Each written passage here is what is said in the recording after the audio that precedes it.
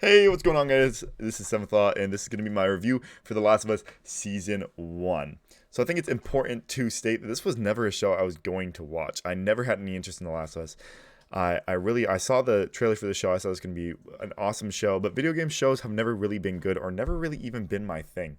So I never was going to watch it. I've never watched The Witcher. I've never watched any of these shows or movies that are being based off of video games or video games titles. I also have never played The Last of Us games. So it's never been something that I've been interested in, but after watching this series and after kind of getting roped into watching this entire thing by my friend Jared, I'm going to be playing the game when it comes to the computer here in about 12 days, right after the release of Red Dead Redemption 4 remake. So it's going to be a busy month, but I'm going to be doing because this show was just that good. I ended up getting into the show on episode 2. I was just chilling in a Discord call with my buddy Jared, and he said, "Hey, I'm gonna be watching The Last of Us. You want me to leave call, or do you want to just watch it with me?" And I said, "I might as well watch it with you. I mean, I've never played The Last of Us before, but it's something to do." And so I jumped into. It really didn't catch my eye too much. Episode 2, I think, was probably the weakest episode of the entire season. It was a good story. We had a major character death, but I really wasn't connected to these characters yet.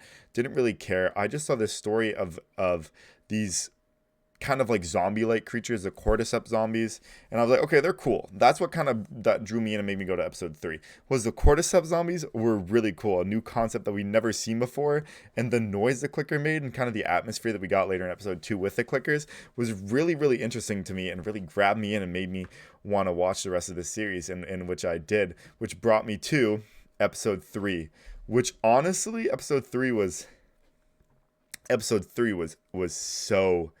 so unbelievably good.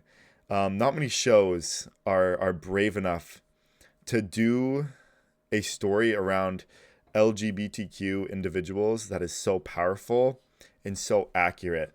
The biggest thing for me is I've been watching a podcast called No Two Gays About It recently, just trying to engage within the LGBTQ community and make myself more knowledgeable. And they did an episode on episode 2 of The Last of Us, and they were talking about how the episode overall just brought them to tears because it really showed that just like straight people, that gay people love in the same way. And I thought that was such a powerful and important message. And really watching it myself, that's what I felt.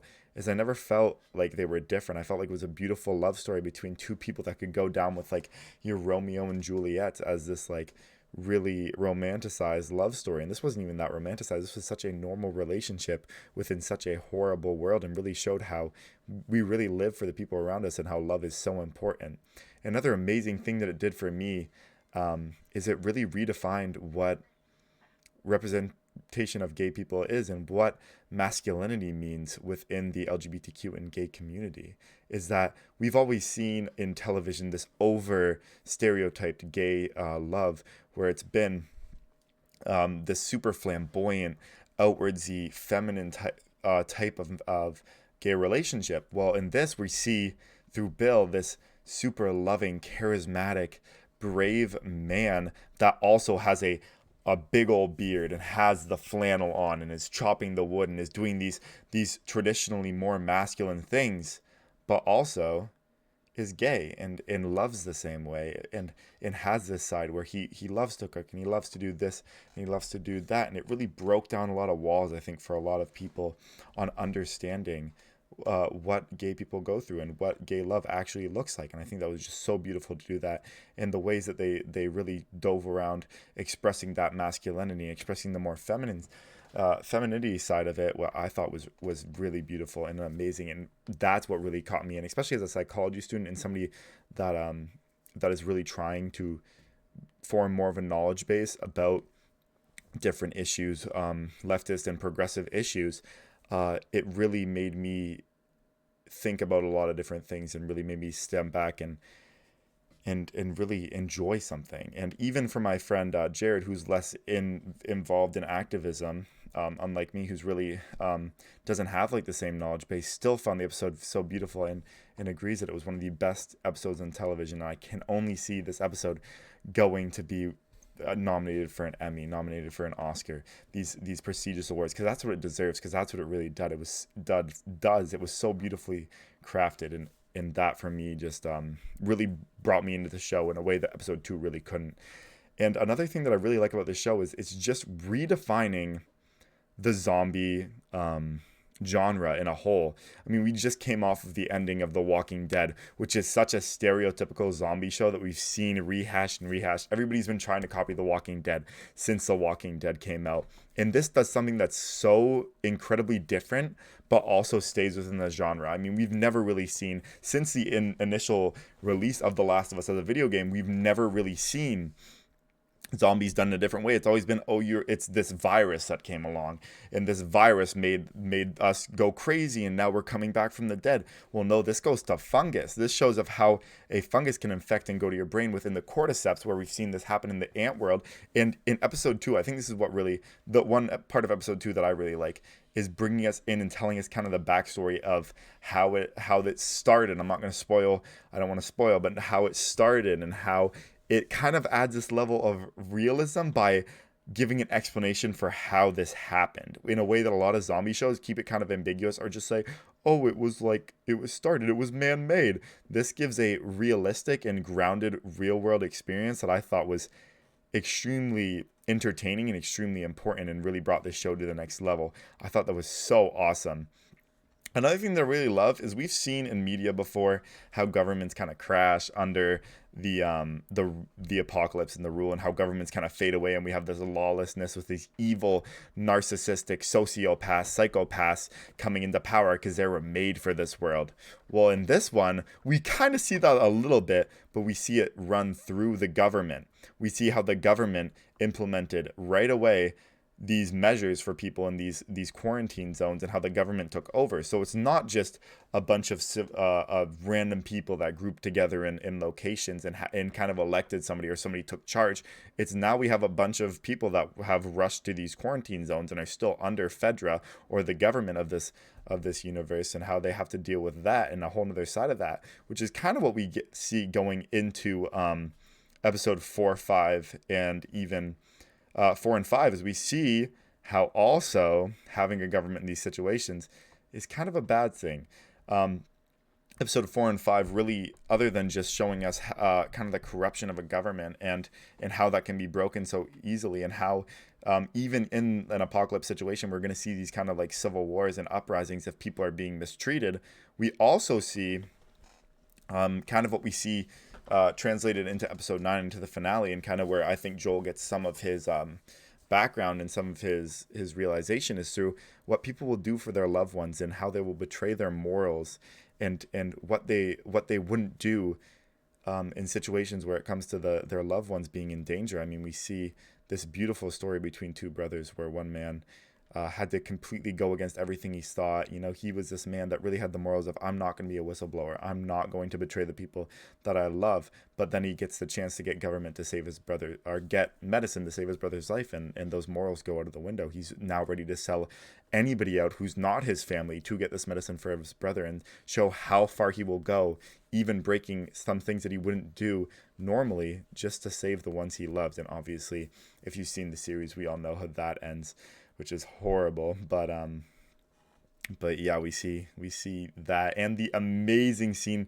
if you know what I'm talking about, at the end of episode 5, which was absolutely, that's, and this show didn't really tackle after episode like 1, 2, 5, in like 8 a little bit, or no, 7 a little bit, were the only episodes where we really saw the clickers, the infected, that, and see the effect of them. This is really more a story than a zombie show. This show pushes more the narrative of it being a series and a story about the world of the apocalypse, instead of it being a show about the cordyceps and the zombies. We get story first, zombies second. And a lot of people call it a zombie show. It's not a zombie show. It's an apocalypse show. It's a show about how people and how love is reacted in the apocalypse. It's not a zombie show. We don't see that many zombies.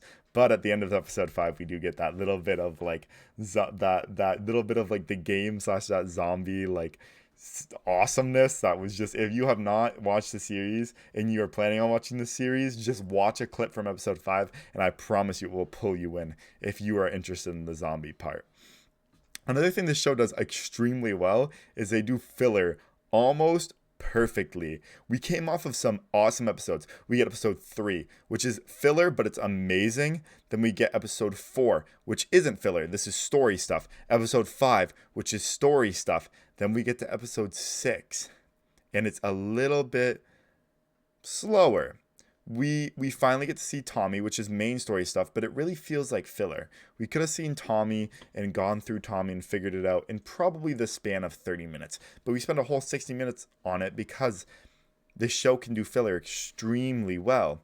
We see a bunch of storylines moving. They make just sitting and talking to people interesting in a way that a lot of other shows can't with the Tommy episodes. And then episode 7, which is completely backstory, and isn't necessarily filler, but feels like filler, and is a really slow-paced episode. It's another long, I think it's 40 or 50-minute episode that goes over the backstory, and 90% of it is spent in a mall where there's just 2 people going around and checking out this mall. And it does it well because we have background information for this background story that's been sprinkled out through the series before this, that makes us on edge about it. So the entire time I was watching the episode, I was going, Jared. I can't. I was like, it's around the corner. It's going to be around the corner. It's going to happen here. It's going to be happening here. They're being so loud. And there's this context of knowing that something bad is going to happen that set me on edge and made the episode go by slow but fast and had me like really entertained the entire time, and told a beautiful story about 2 young adults that were really, one tells the story about Ellie coming into her own sexuality, and 2 shows the love and the realism of this world and how fast we can lose loved ones, and shows kind of Ellie's first traumatic experience, and shows kind of one of the pillars of how she became the way she is and why she's so snarky and sarcastic. And there's a lot of psychology behind, especially explained through the series of these this episode, that really shows us, wow, this is why Ellie is the way she is. Like, she's scared of losing a loved one, so she doesn't want anybody to get close. And then seeing how close and how much she cares about Joel, and knowing that what's going on in the background during this flashback is happening, really just speaks so much wonders. And especially as a psychology student, really made me dive in and think a little bit. And then we get to episode 8. And episode 8, I think, apart from episode 3, is my next favorite episode of the entire series. So David, who is this major villain in the games, I've never played the game, so I had no idea about. So I didn't know anything that was going to happen, and Jared did such a perfect job at not telling me anything that was going to happen. So going through this episode, I had only seen the trailer, and they didn't even sprinkle the parts of the trailer that was crazy in this trailer. They did it back in episode 6. They sprinkled parts from this trailer in episode 6, and so I was confused. I knew there was a lot of stuff coming up, but I didn't know when it was going to happen. And in episode 8, all shit hits the fan. It starts out so slow with Ellie just wanting to do what she needs, Ellie coming to her own and without spoilers, doing what she needs to do, going out and hunting, and then finding the 2 people and really seeing her being a badass with the gun, being like, drop it, this is my deer, you cannot steal my deer, get the fuck out of here. And then them being like, oh wait, why is there a little girl in the woods? Hey, what do you need? We can help you out. Let's trade. You don't need all this deer, especially if you're in a small group. She's like, I am a big group. She's like, you're not in a big group. And they're like, we could split the deer. We can trade you. And she's like, do you have medicine? And they're like, yeah, we got medicine. And then she sits down with this person, and then you see your first little glimpse of, oh, this guy's a cool guy. He runs this religion. David is his name. And I'm going to go into a little bit of spoilers here because I think it's important for the show to go into spoilers here. We see David, this dude that's running this religious cult, and he even calls it a cult. It's this religious cult where he's bringing God to these people in the apocalypse and really making like their group all about religion and all about God and all about love, and seeing like, oh, that's nice. I mean, you're in the apocalypse and you run to God. And then seeing at the end of that, and this is big spoilers, seeing at the end of their conversation him being like, we actually had somebody just die. One of our guys just died. And the people that were with him told us that it was an older man who got stabbed traveling with a younger girl. You must be the younger girl. I believe in fate. This must be it. Put down the gun, to the dude behind him that played Joel. And he's like, put down the gun. And then they give her the medicine. And that's the first glimpse of evil we see into this man. And then it gets worse. We're like, okay, he's religious and he wants to get Ellie, but he's preaching forgiveness. Oh, he doesn't want to kill her. And then she finally gets captured later in the episode. And that's when we get the second sprinkle of evil. She's like, oh shit, this dude's a fucking cannibal. This guy's eating people. Because she sees the ear on the ground. And then you're like, oh, and then you see like earlier in the episode, it all makes sense. You're like, oh shit, they eat people. So they're a religious group that's eating people. Oh, well, they're hungry. I mean, we saw that in The Walking Dead. Like, he literally, the dude from Terminus tells Rick, he's like, you don't know what it means to be hungry and what you'll do to get food. And we see this, and it's like, okay, so they're eating people, but they were dead people already. So it wasn't even like they're like killing people to eat them. They're like just taking people that had happened to pass away and eating them. But oh, that's messed up though. Like, you could have went out and hunted, and obviously there were deer out there. Ellie found a deer, and then we get the big bombshell of him being a P word. That was absolutely wild. That came out of full left field for me and showed how evil people in the world can be. And obviously is this huge traumatic experience for Ellie where she's like in this situation, being held down and being like in this and having to kill somebody who is this way, and seeing the evils of what that can be going into episode 9. The final episode of the series. We see a broken character. You can see how the events of last episode are playing into her psychology, and how that rehashed a lot of what she had seen earlier, and how she's now becoming this person that she doesn't want to be, and kind of losing hope in the world, and seeing, especially in her own brain, being like, wow, I need to find this cure, because obviously without order in this world and having to worry about these zombies, we're going into full chaos. Look at what this guy was capable of. I need to get here as quick as possible to do this. Like, now more than ever, I need to make this happen. And then being found, hearing about Joel's backstory, him finally kind of accepting and seeing her as this daughter figure, and then getting found by the Fireflies, and then Joel going through his whole thing, and just the sequence of episode 9. And you guys know the sequence I'm talking about. The music goes off and it's just shit hits the fan, and we're just popping everybody.